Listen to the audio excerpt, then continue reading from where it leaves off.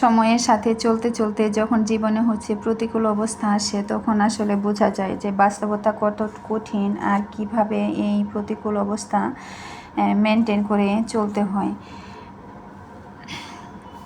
আমরা যারা ভিডিও ধারণ করি, এই ভিডিও ধারণ করা কিন্তু অনেক কষ্টের কাজ। দেখা যায় 2-3 মিনিট যে ভিডিওটা, ওই ভিডিওটা অনেক লম্বা সময় ধরে করে তারপর হচ্ছে এডিট করা, ভয়েস দেওয়া অনেক কষ্ট।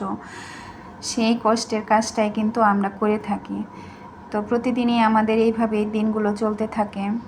আমি প্রতিদিনই দেখা যায় 3 মিনিট 3.5 মিনিট একটা ভিডিও ছাড়তে চেষ্টা করি, কিন্তু বেশ কয়েকদিন যাবৎ সেই কাজটা আর হয়ে উঠতেছে না।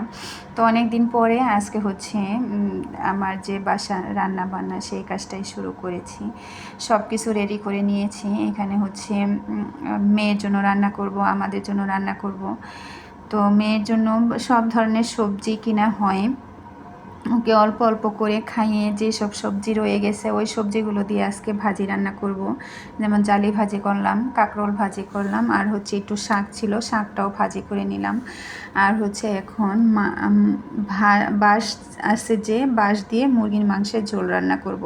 এটা সচরাচর অনেকে হয়তো বা খেয়ে থাকেন, আবার কেউ নাও খেয়ে থাকতে পারেন। তবে আমরা আসলে খাই। দীর্ঘ অনেক দিন যাবৎ হোস্টেলে ছিলাম, অনেক ধর্ম বর্ণ জাতির মানুষের সাথে মিশতে সব ধরনের খাবার খেতেই কিন্তু অভ্যস্ত হয়ে গেছি। তো বাঁশটা হচ্ছে আসলে আমরা যারা বাঙালি তারা খুব কমই খায়। দেখা যায় উপজাতি যারা আছে, উপজাতি ভাই বোনেরা, ওরা অনেক বেশি খেয়ে থাকে। ওদের কাছ থেকে এসব খাবার দাবার খেতে শিখেছি। আমার কাছে কিন্তু ভালোই লাগে। আর এর জন্য আমার যে কলিগরা আছে ওনারা কিন্তু আমাকে মাঝে মাঝে ওদের যে খাবারগুলো আছে ওগুলো খেতে দেয়।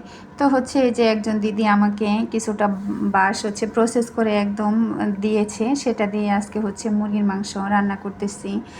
তো এই বাঁশ দিয়ে আজকে যে মাংসটা রান্না করব, এই মাংসটা হচ্ছে আমার মাকেও খাওয়াবো, কারণ আমার মা কখনো খায়নি, দেখবো যে খেয়ে কী বলে।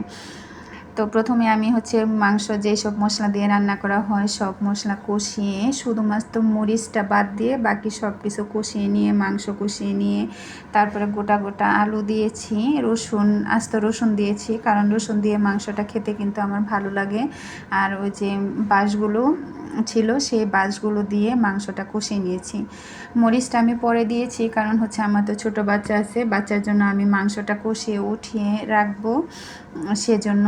আর তারপর হচ্ছে মরিচটা দেব। আর মাংসটা যখন উঠিয়ে রেখে দিয়েছি তারপর মরিচ দিয়ে কষিয়ে কিছুক্ষণ পরে ঝোল দিয়ে ঢাকনা দিয়ে বেশ কয়েকবার ঢেকে নাড়াচাড়া দিয়ে মাংসটা রান্না করে নিয়েছি।